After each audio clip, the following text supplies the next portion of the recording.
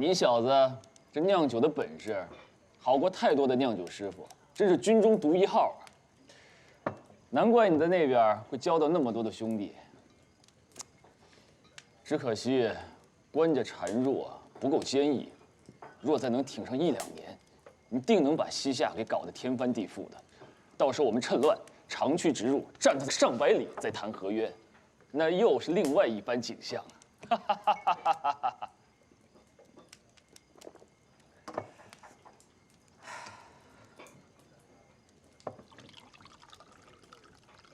将军也那么认为，袁生确实擅长酿酒。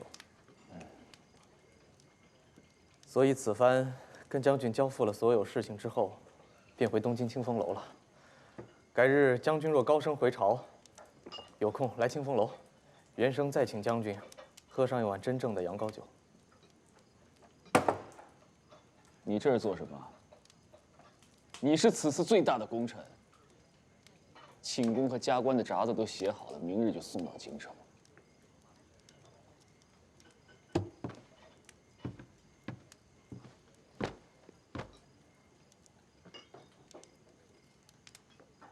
将军，袁深真心已经绝了建功立业的心，只想领了这次赏金，盘下一间脚店，又有干娘照顾，酿一辈子酒。袁生懦弱，指望四海升平，有饭吃，有水喝，有衣穿，每天能给孩子挤上1碗奶。将军铁血神威，永远是袁生心中最钦佩的人。但袁生却是自私胆小，实在撑不住了。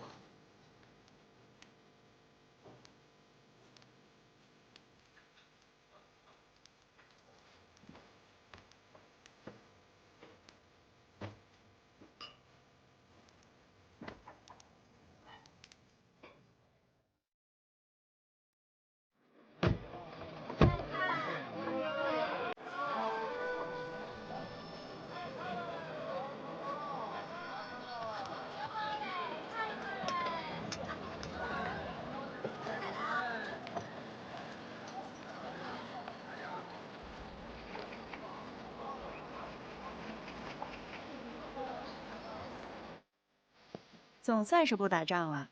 元旦时吃着了盐焗鸡、鱼羹，没有山盐总觉得味道不对。我还念着何时再去买一块波斯的小毛毯。你这番说话，若是让你夫君听见，定要教训你一顿。富弼对官家如此满足于和谈条件，颇为不满，只觉在与西夏相持2年，或可使得西夏其他首领对元昊越发不满。那起战乱而扶植新人，也未可知。可莫提我家那位夫子，恨不能人人都回去1碗糙米、1本圣贤书，清苦度日的时候呢。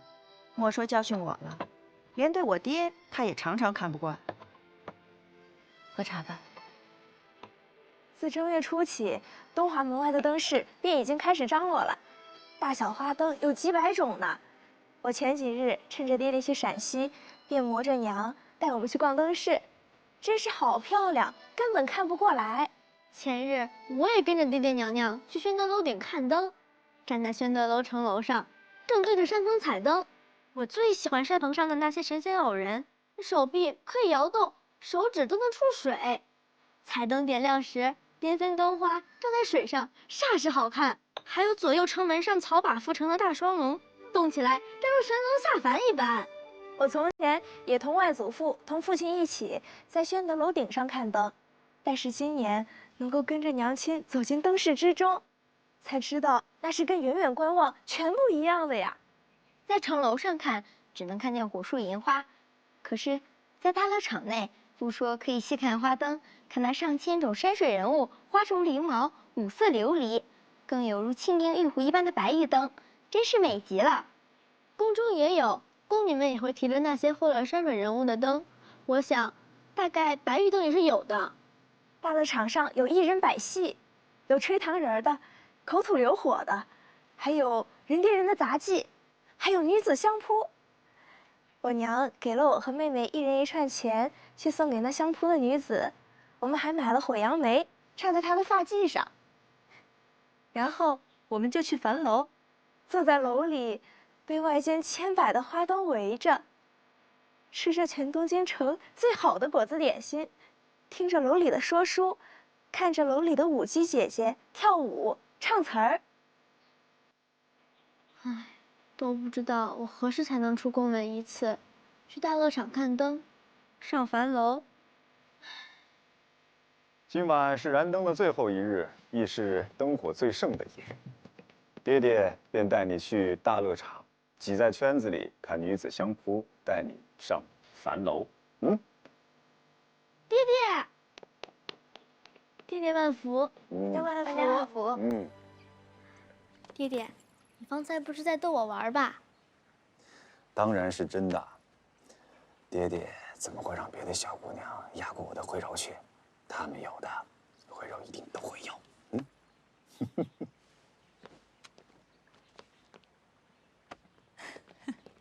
娘娘真好看。是啊，娘娘穿寻常百姓的衣服也是真好看。摘掉那些金凤珍珠的大冠子，我倒觉得脑袋轻松了不少。啊，官家，好看。你也有许久未出宫城了吧？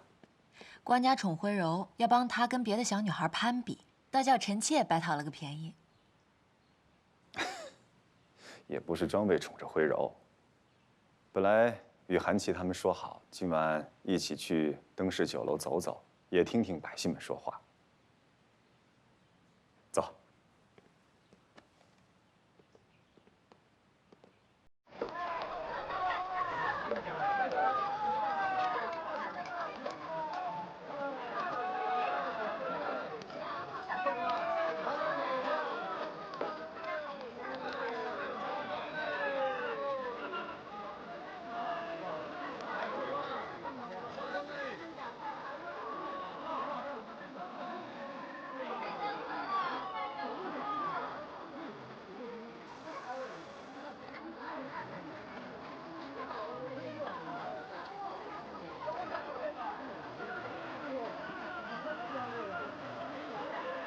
你看看这个，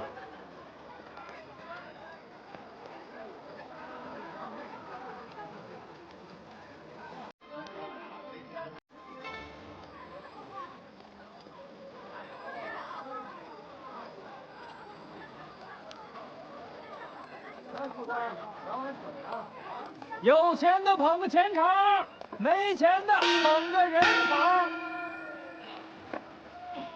各位朋友，各位乡亲父老，徽柔，感谢大家的捧场。相扑大赛，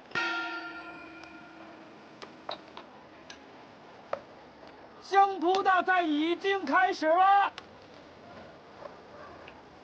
开始。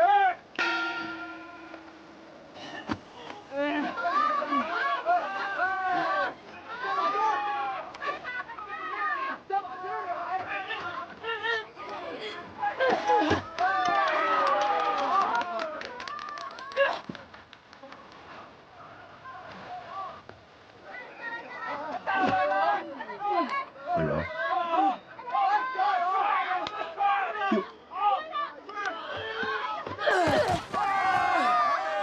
还有一局，这一把你觉得他们俩谁会赢？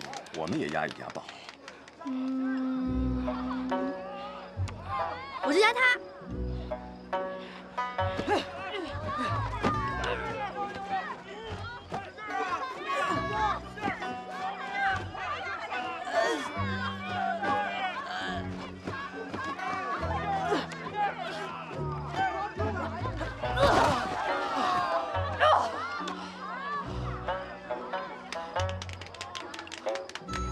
嘿，捧个钱场，各位捧个钱场。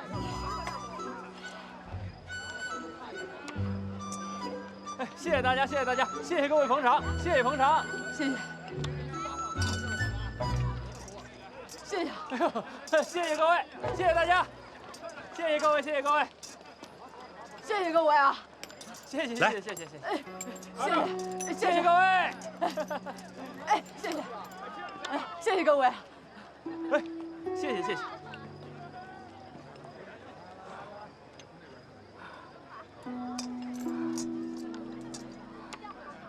谢谢各位。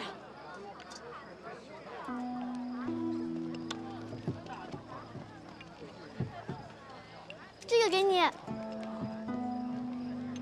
给我的。谢谢谢谢谢谢。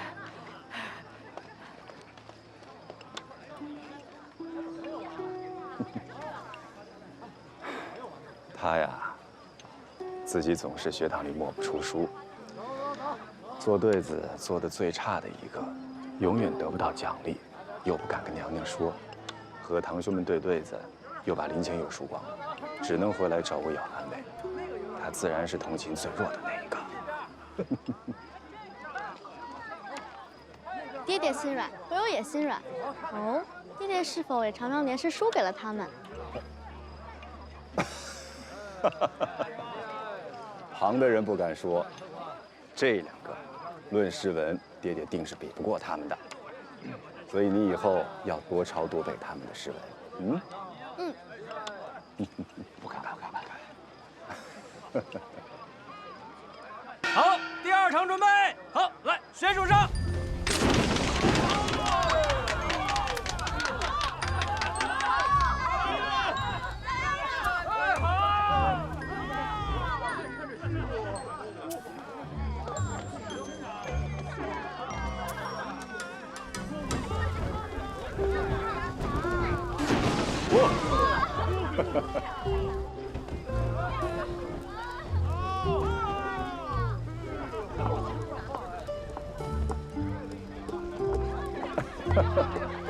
回柔呢？啊。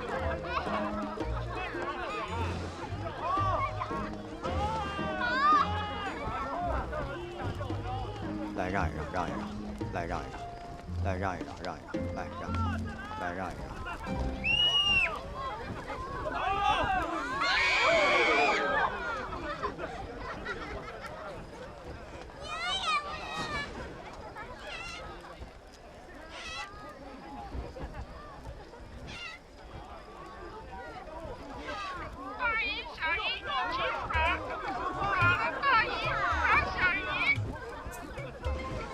就因为学报学的不对，怎能是夷呢？明明是耍蛇。姑娘，这是谐音，蛇变读作夷的音。不过单单将这一字按方言读，其他又念官话，那定是这耍蛇的故意了。古拉瓦当流行当朝御史中丞的笑话。当状元时，为了巴结有权势的老丈人，他是娶了姐姐又娶妹妹，那就是弄了大姨弄小姨了。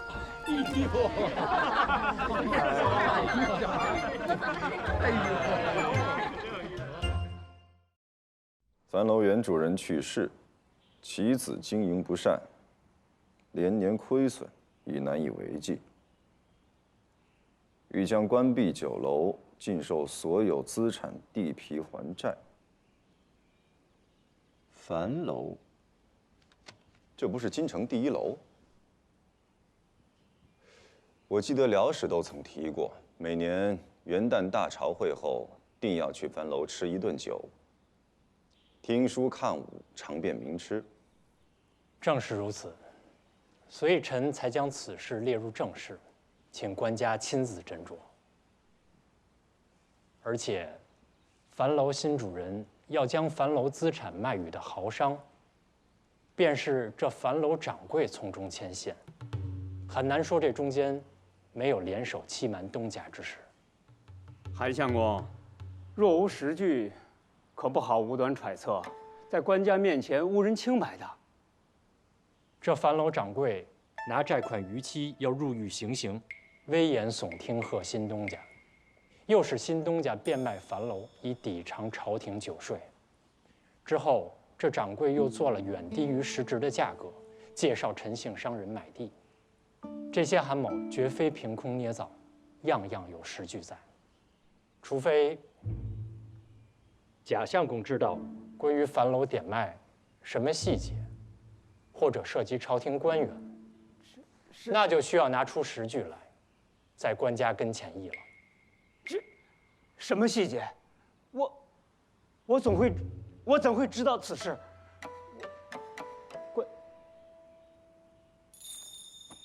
朕方才私传了，樊楼担了多年京城酒税，又为京城增色不少，如今有难，朝廷亦可相助一二。而店主骤丧，也算得上是人力不可阻的灾祸。按惯例，所欠酒税可缓征半年，之后逐月还清。至于铺买，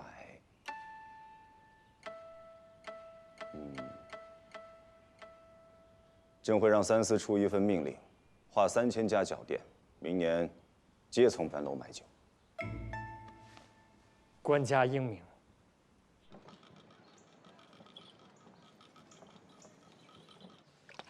元生啊，哎，干娘这是天天烧高香啊，就盼着你能平安的回来。干娘对元生的好啊，元生一辈子也还不上。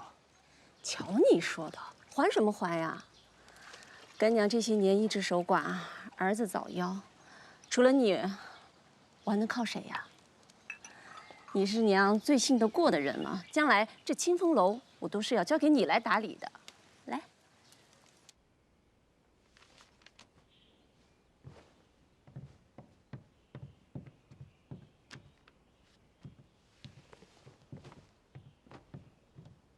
数月前，经略安抚招讨使郑简曾告发现任天章阁代治庆州知州滕宗亮在知靖州时滥用官府钱财，官家曾特派监察御史前往细查。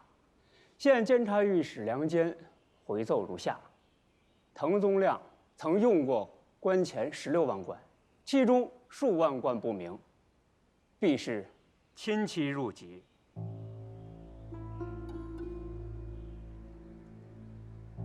臣相信滕宗亮的人品，此事如非故意诋毁，也是未得真相。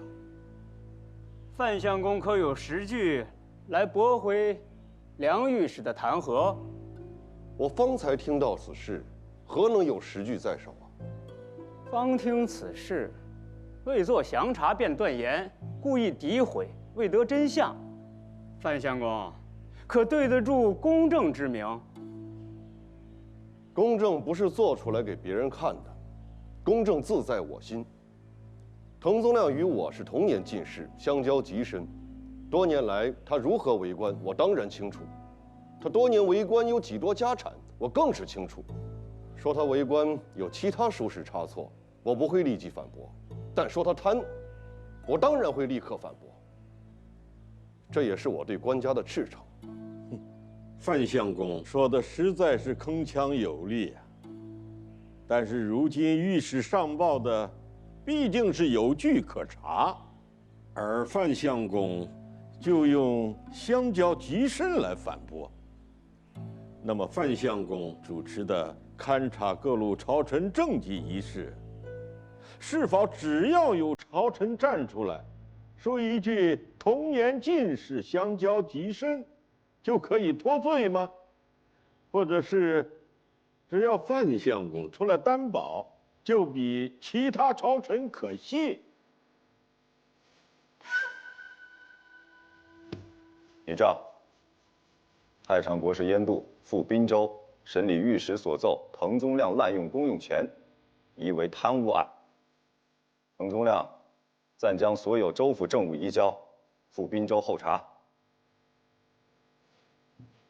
官家，滕宗亮是能者，他多年任职之力皆百姓安泰，如今西寇方平，合议裁定，便一纸弹劾，将边陲大员停职候查，恐乱军民之心。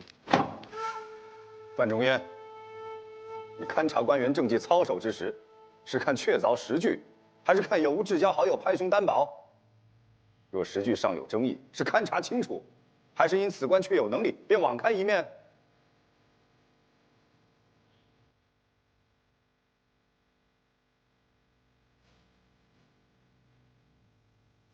朕累了，今日到此为止。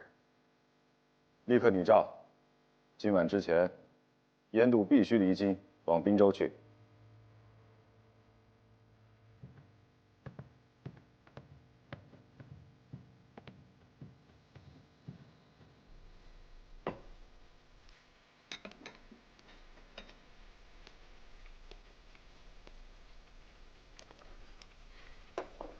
娘子还没出月子呢，又病了。手忙脚乱，正是缺人的时候，你非让我来这儿干嘛呀？他跟前还能缺了干活的人？若是真缺，跟官家说一声，1时3刻便拨过来了。你明明知道，娘子只放心我跟孩子在一块儿，又没生出皇子来，还怕人陷害呀？谁为个丫头冒险呐？想太多了。你找我来合适，没事我就先走了。他算是废了。什么意思？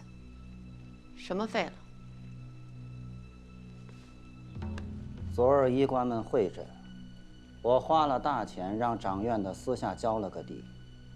他这个病，就算是好起来，也去不了根儿，难再生育，而且半年1年之内不能侍寝，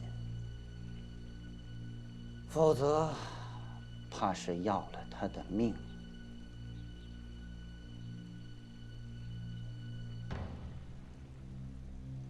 我的婆婆，咱们得做打算呐。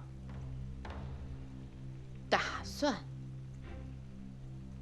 别以为我不知道你那点心思。我的心思就是一辈子富贵风光。难道你的心思是忠君爱民呐？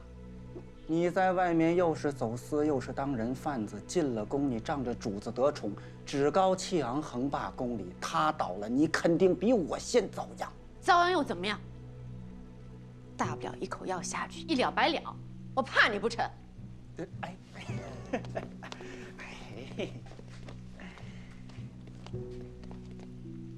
姐姐怎么会怕我呢？我是求姐姐顾念姐姐自己，顾念夏书香。你以为你我想心捧个主子效忠是件容易的事儿啊？我告诉你，他这份独宠是这么多年这么多女子当中的独一份儿。又不是说让你弄个替了他的，是让你帮他找个能留住官家、伺候官家的。不是说从前张献太后就有张毅太后替他生了官家，张惠太后替他伺候先帝吗？就是现在，仪凤阁不也是跟坤宁殿拧在一起吗？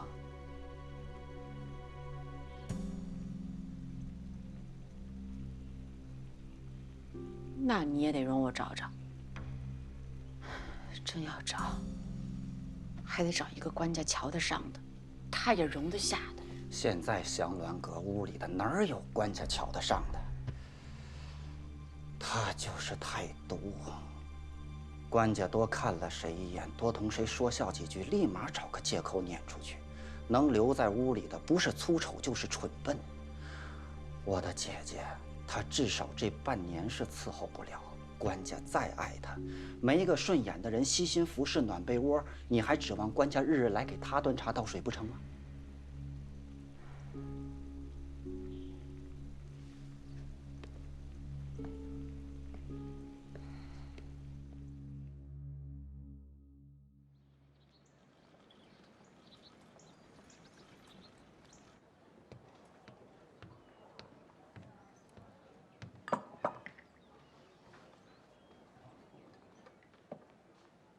别站着了，说话不便。黄德河岸得破，宋夏和议时策动夏境内民变，你都是特大功臣。你为朝廷立了2大功，若不是训诫不领，如今也已不是布衣平民了。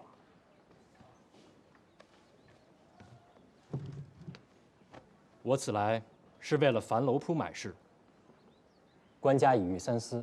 若有人能承担樊楼去年所欠税款，及明年5万金的酒曲税，朝廷下令，樊楼去年所欠酒税缓征半年，之后平摊入各月，3000脚店皆从樊楼买酒。干娘昨日才同我细说此事，樊楼生意并不差，只是有人从中动了手脚，才致如此。樊楼去年1年，几个台柱子、歌姬舞娘，突然一个个的都不做了，接着就是主厨跳槽，再之后呢，1万斤酒曲遭了雨淋没坏，二东家是一窍不通，可是掌柜的是20多年的老人，怎么会突然发生这么多手忙脚乱的事情啊？樊楼的掌柜去年同贾昌朝、贾相公家的老管家做了亲家，那位陈姓商人又同夏怂、夏相公家的几位族兄合作木材买卖。多了，我们也不能说了。但是韩相公懂得我们的顾虑。我明白，这也是我特意将此事送到官家跟前面议的最大原因。如今3000脚店指定从樊楼买酒，保证来年酒的销路还在其次。朝廷下令，表明朝廷态度才是关键。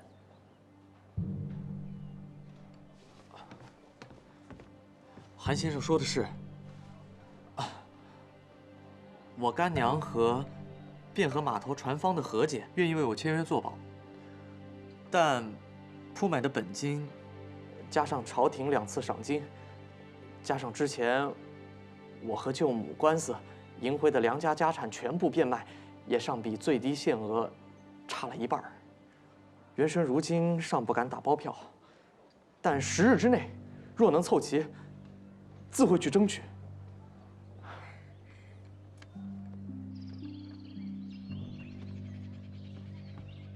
不必通传，带我们去寻西文。好。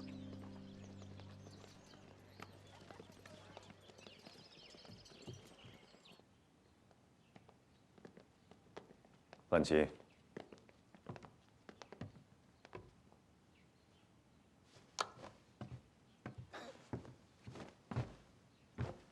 起来吧，我也是一时兴起过来瞧瞧。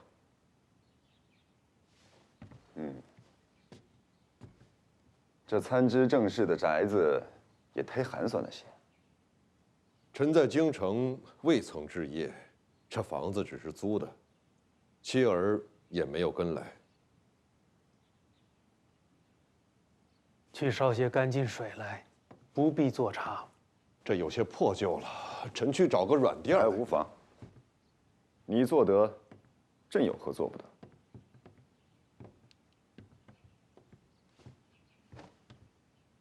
希文，知道你穷，我自备了酒菜，但不知这回你竟穷的，一屋之内只剩书籍桌凳，衣物书籍随意堆放在地。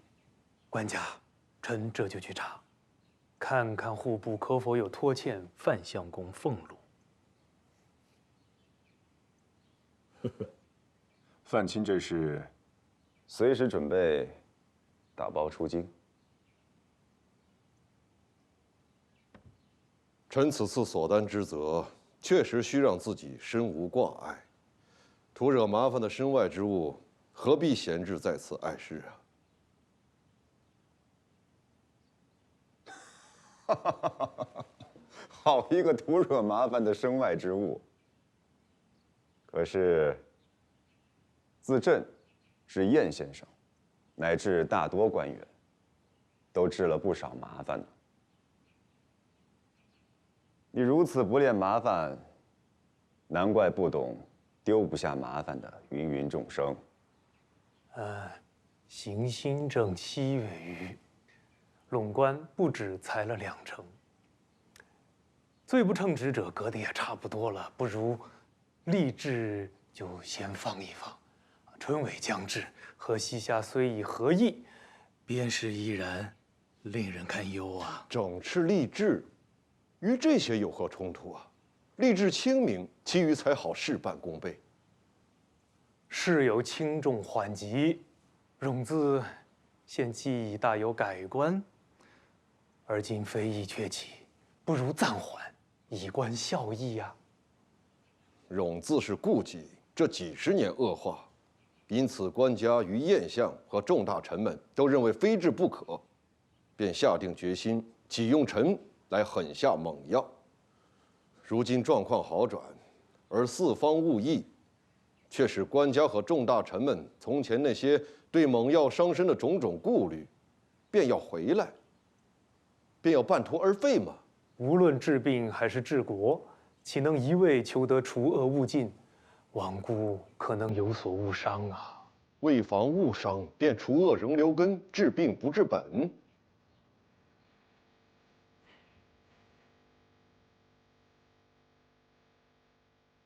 三戎之恶，只是近几十年来刚纪建持之过。这根和本到底在哪？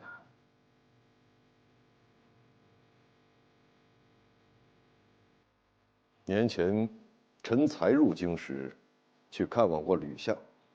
吕相曾给臣告诫：戎的根本，怕是缠绕在祖宗的家法之中。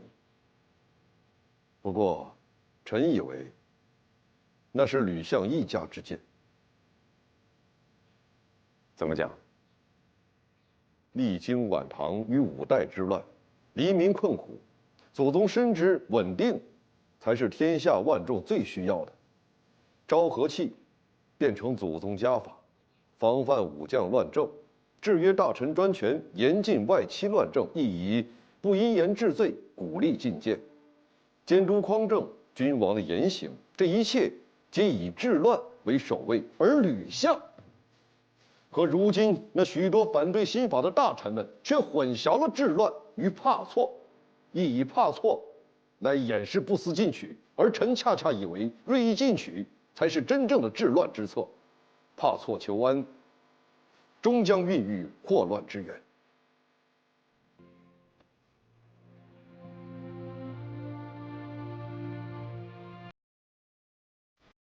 再过半个时辰便要关闭宫门，朕须得先走了。晏先生，便多坐坐。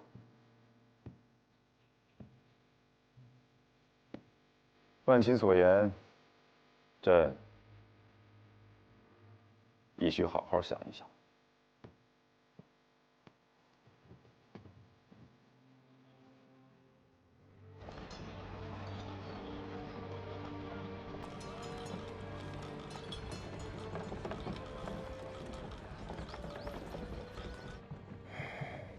地方官，勋臣后裔，如今连宗室全在骂范仲淹。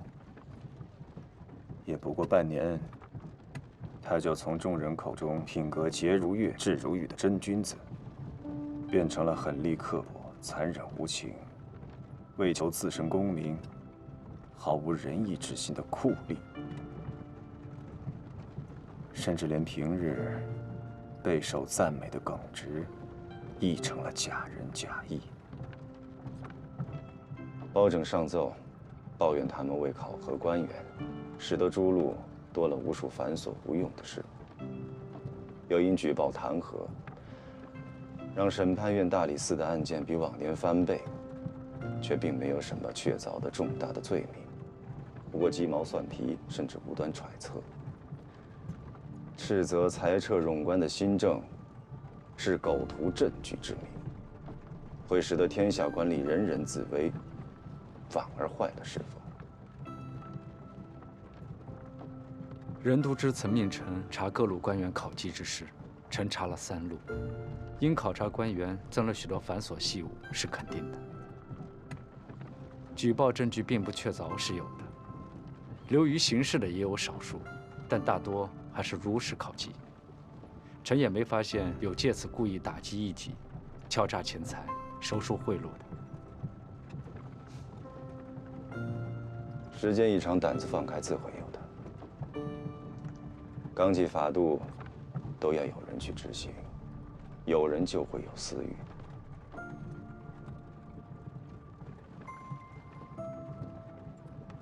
陈荣腐败如何根治？可能根治吗？道理虽是如此，万物却并非全按道理而行啊！你裁撤冗官，丝毫不留转圜余地。而今激起的怨愤越来越多，越来越广。且不论是所谓庸官、保守老臣，还有和你有所嫌隙的吕相门生，自然还有那些想继续贪下去的权臣，或者也是能臣。所谓滕宗亮贪腐一事，最初举报的郑检，之后弹劾的梁坚，二人是庸，是贪，都算得上是清廉能臣吧。他们却抓着滕宗亮使用公用钱不慎，夸大数目，危言耸听。滕宗亮真是贪官，还是他们有所仇怨呢？所以，晏相也觉得他们是项庄舞剑，意在沛公了。好，那请晏相与范某一起在官家面前力保滕子京。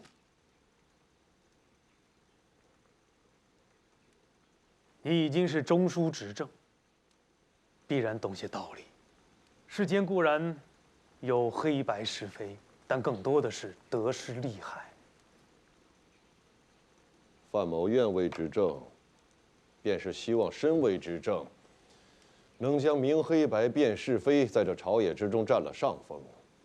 若身为执政，便将是非黑白放在得失利害之后，范某宁不执政。退为一小臣，尚可明辨为是非黑白，利虽弱小，却好过手执权柄，重利益，轻道义。得失利害，并不止你一人荣辱进退。你是执政，你的言行便是执政的方向，你的进退，更系着新政的成败。范某言行若有失当之处，晏相尽可批评。你一手铁面无私，裁撤冗官毫不留情，不给人留有余地。今日却空口无凭，替滕宗亮说情。众人看来，你是坦荡啊，还是借着裁撤之名党同伐异？我裁撤冗官，凭的是拿到手的考绩。若考绩不实，我因此错判，自可拿出真实的考绩来驳回。我力保滕宗亮，那是因为所谓他滥用公用钱之时，他知荆州，我知庆州。那公用钱用在了哪里，我当然知道。你知道，你确信，可众人是否知道？官家是否确信？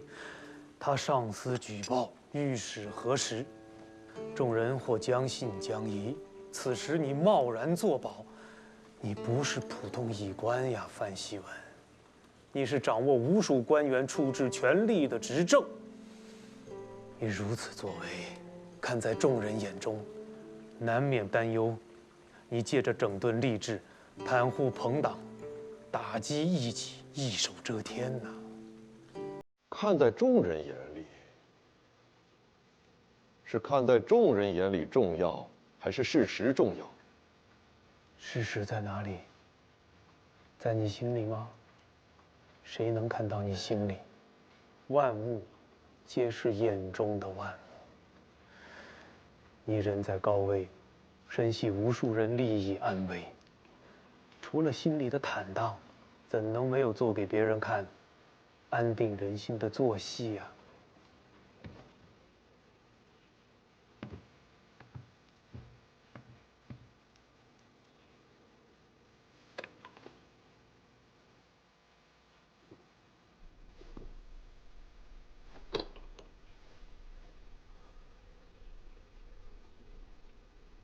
我做不到。什么？我做不到为了给人看的公平，而隐藏真正的事实。当时葛怀敏战败，人心浮动，边城危急，而滕宗亮当机立断，为边事奔走，聚拢人心，犒劳将士，亲善藩羌，诛族首领，请周围各路出兵援助。这公用钱用在了哪里，范某再清楚不过。若明知事实而不言，却任由有人为一己之私恣意冤枉他人，将白抹黑，把功臣变罪臣，那是欺君。我会尽力为我所知之事寻找人证物证，就算找不齐全，也要将我所知尽数上奏。范某适不适合做执政，官家才是判定之人。如若官家觉得范仲淹所作所为，其实于国于民于君有害无益，那范某可贬，可诛，可斩。但我既为执政，除公平对错之外，再无他想。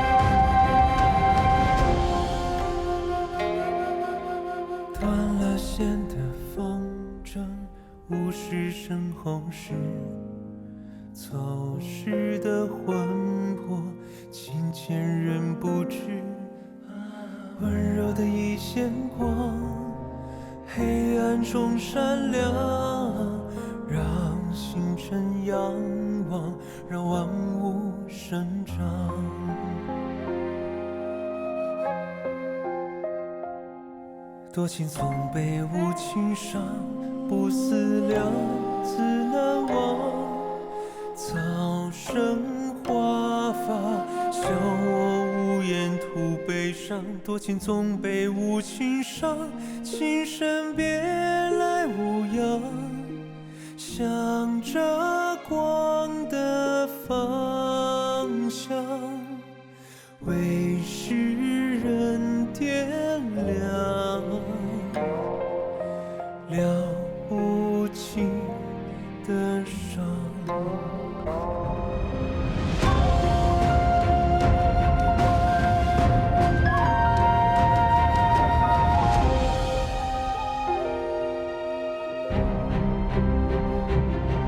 多情总被无情伤，深情别来无恙。今夕何夕？身在故城人唏嘘，情深不知。人间何处不离殇？小民的奢侈狂。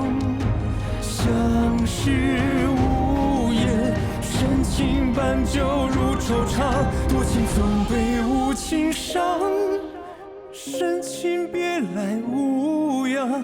今夕何夕？身在故城人唏嘘。